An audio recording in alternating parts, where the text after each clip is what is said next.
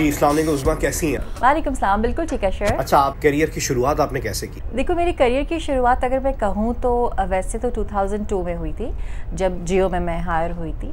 लेकिन उससे बहुत पहले NTN पे मैंने प्रोग्राम्स किए थे बल्कि 3 प्रोग्राम किए थे। अंदाज़ प्रोग्राम उनको होस्ट किया था, वो कॉलेज से चली गई थी और होस्ट करके ऐसे ही आ गई थी। वो ऐसे ही दुपल में हो गया था। लेकिन ये कि वो मुझे बाद में बहुत काम आया, और जब यहाँ पे ऑडिशन के लिए आई तो ऑफ कोर्स वो रेफरेंस भी था कि पहले मैं होस्ट कर चुकी हूँ, and it was just a piece of cake. मैं आई, मैंने ऑडिशन दिया और मैं सेलेक्ट हो गई।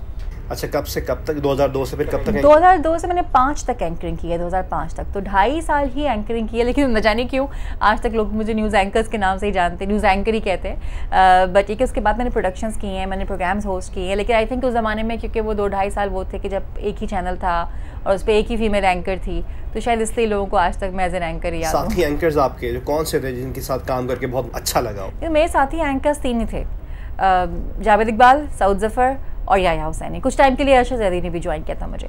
तो मेरे ख्याल से इन तीनों के साथ मैंने काम किया और तीनों के साथ ही बहुत मज़ा आया। I really had fun. तीनों की अलग अलग स्किल सेट्स हैं। अच्छा, दौर के साथ, वक्त गुजरने के साथ न्यूज़ एंकर की महारत आप क्या देखती हैं कि उस वक्त के साथ उसमें निखार आया है या आपको फ़र्क नहीं पड़ा? देखो, उसमें 3 चीज़ें हैं। जो एंकर्स शुरू में थे, जो कि वाकई न्यूज़ एंकर्स थे, क्योंकि वो शुरू से थे तो वक्त बहुत ज़्यादा गुजरा, इसलिए बहुत ज़्यादा निखार आया। उसके बाद आज भी जो एंकर्स आ रहे हैं वो टाइम के साथ साथ जाहिर सी बातें अपने आप को इम्प्रूव तो करते ही हैं, और आप खुद कोशिश करें या ना करें वो एक अलग चीज़ है, लेकिन बहरहाल इम्प्रूवमेंट आती है। ये आपकी अपनी सलाहियत है और अपनी ख्वाहिश है कि आप कितनी मेहनत करते हैं उसको इम्प्रूव करने के लिए। तीसरी चीज़ ये है कि पहले न्यूज़ एंकर्स हुआ करते थे, अब न्यूज़ रीडर्स होते हैं। ये न्यूज़ रीडर्स को हायर किया जाता है क्योंकि उनका जर्नलिज्म का शायद बैकग्राउंड नहीं होता पहले। तो जाहिर सी बात है, जब आप खबरें पढ़ना शुरू करते हैं तो उसके बाद आपको जर्नलिस्टिक आइडियाज़ होना शुरू होते हैं, तो उसमें टाइम ज़्यादा लगता है। लेकिन वक्त के साथ साथ निखार तो आता ही है। आप कोशिश करें या ना करें, बेहतरी तो आती है। अच्छा, अपने करियर का कोई ऑन एयर मुश्किल तरीन तजुर्बा जो आपको याद रह गया? बहुत सारे हैं, मतलब मैं कौन कौन से बताऊंगी कितने कितने भंड मारे हम लोगों ने। लेकिन ये कि क्योंकि सब बताते नया नया चैनल था, और मैं आपको बताऊं, जिस तरह से आपने इस ट्राईपॉड के ऊपर ये कैमरा रखा हुआ है ना, इस तरह ट्राईपॉड के ऊपर रस्सियों से बांध के जो LCD स्क्रीन होती है वो हमने रखी हुई थी एज अ प्रॉम्प्टर, तो और वो भी कंट्रोल बाहर से हुआ करता था। तो ये एक बड़ा एक अजीब सी चीज़ होती थी। लेकिन बहरहाल हमारे पास कोई प्रीव्यू नहीं होता था, 2 TV ऊपर लगे हुए थे, तो प्रीव्यू के लिए आपको यूँ देखना पड़ता था, ऐसे ऐसे, जैसे भी मेरी नज़रें आउट हो रही हैं तो हम देख ही नहीं पाते थे। बहुत कुछ रहा, बहुत सारे ब्लंडर्स किए। एक मुझे याद है कि मैं बैठी हुई थी, एक दफ़ा मुझे अचानक बोला गया, क्योंकि हम लोग पहले रिकॉर्डिंग ज़्यादा करते थे, लाइव कम हुआ करता था, तो देखो शनीला फरहान का OCA लाइव करना है, शनीला फरहान का OCA लाइव करना है। मैं भागती हुई जाके बैठ गई और प्रॉम्प्टर पे वो जो स्क्रीन थी उस पर इतना लिखा हुआ आया यूँ तो, और उसके बाद प्रॉम्प्टर बंद, हैंग हो गया। अब क्या बोले भाई आगे से, तो मैंने कहा यूँ तो, और कोई आपको क्लू नहीं ना कि वो रिपोर्ट किस चीज़ की है। तो मैंने बोला यूँ तो आपने बहुत सारी न्यूज़ रिपोर्ट्स देखी होंगी, लेकिन ये रिपोर्ट ज़रा मुख्तलिफ है।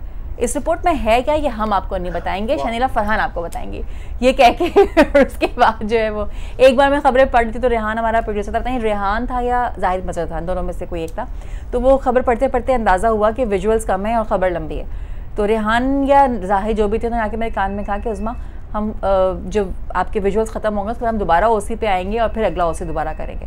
तो मैंने कहा ठीक है। तो वो खबर के विजुअल्स ख़त्म हो गए, पढ़ते पढ़ते मैं वापस OC पर आ गई, और OC पे आने के बाद जो है वापस अगली खबर का OC दिया, उसके बाद ब्रेक ले लिया, क्योंकि उसके बाद हम सब ड्रम हो गए थे। तो इस किस्म की बहुत सारी चीज़ें होती थी। एक न्यूज़ एंकर का ये सही है कि जैसे आपने भी न्यूज़ एंकरिंग 2-2.5 साल 3 साल की प्रोग्रामिंग में आ गई, प्रोडक्शन में आ गई, क्यों आज तक उस्मा अल करीम जिसने 2002 में न्यूज़ एंकरिंग शुरू की थी, आज 2019 में भी न्यूज़ एंकरिंग क्यों नहीं कर रही? ये मेरी अपनी चॉइस थी।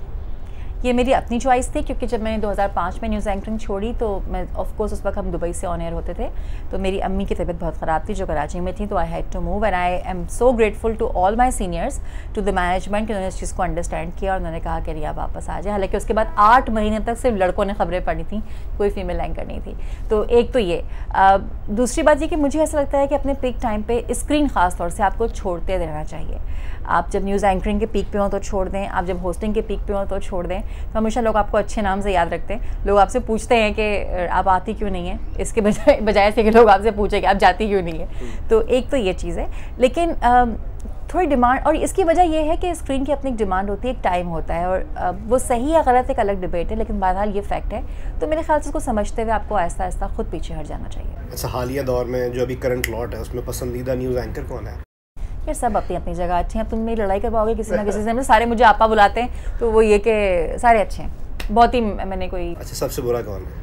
वो मैं नहीं बता सकती, मतलब क्या चाह रहे हो? मतलब मुझे पता है कि मेरा फेवरेट कौन है और मुझे पता है कि सबसे बुरा कौन है, लेकिन मैं बोल नहीं सकती। अच्छा, आपको जियो न्यूज़ की कौन सी चीज़ सबसे ज़्यादा मुतासिर करती है कि सबसे अच्छी चीज़ है? इन्वायरमेंट, माहौल, मतलब ठक से अगर मैं एक बात बोलूँ तो माहौल बहुत मज़े का है। और पता नहीं शायद लोग इसे इख्तलाफ भी करें, क्योंकि मेरे लिए तो घर है ना, मैं तो स्टार्ट यहाँ से लिया। पहली जॉब, आपका स्कूल, जो पहली चीज़ होती है वो बहुत अच्छी लगती है, पहली मोहब्बत, तो हर चीज़ जो है वो आपको अच्छी लगती है। तो क्योंकि मेरा स्टार्ट जियो से है, तो इसलिए मुझे जहाँ का माहौल, यहाँ का इन्वायरमेंट, हर जगह पे मेरे ना मेरी दादागिरी चलती है, तो वो चीज़ है, इसलिए मुझे जियो में जिसका माहौल है, इन्वायरमेंट है, वो बहुत अच्छा लगता है। और वैसे भी ख़वातीन के लिए वाकई में सब कहते हैं कि बहुत अच्छा माहौल है यहाँ का।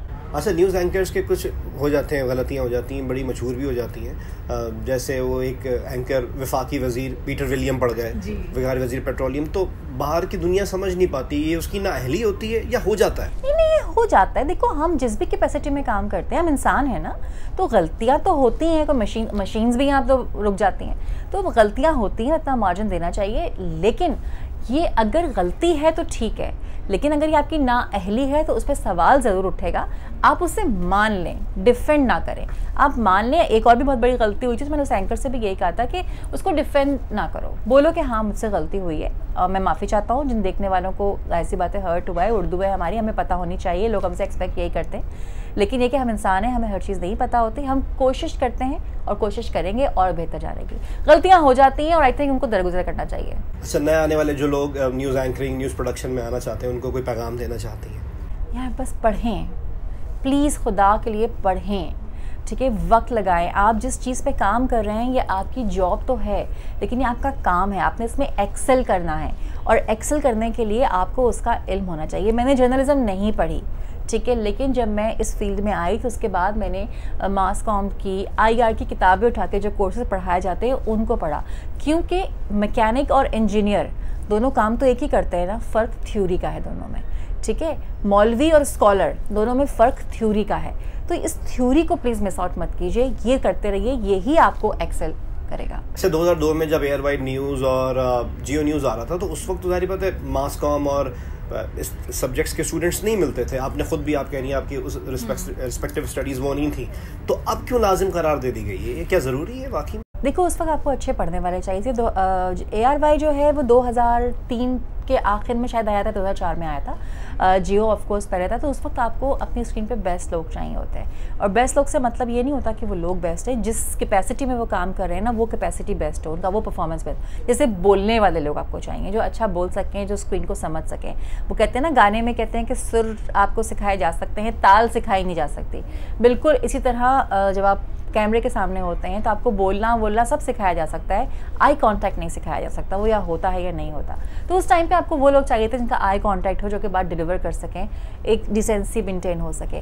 अब क्योंकि आपके पास अवेलेबिलिटी ज़्यादा है, अब आपके पास स्पेशलाइज्ड कोर्सेज है, तो जाहिर सी बात है आप ये प्रेफर करेंगे कि हम ट्रेनिंग इंस्टीट्यूट ना बने, यहाँ आके ऑन जॉब सीख लें, लेकिन जो बेसिक्स हैं वो आपको आते हों। तो मेरे लिए तो ये बहुत अच्छी बात रही कि मुझे सिखाने वाले अज़हर अब्बास थे, अंसार नकवी थे, नासिर एक चुगताई थे, MK अब्बास थे, जाहिद हुसैन, शाहिद शहजाद, नुसरत अमीर, इन लोगों ने मुझे सिखाया, बीना सरवर।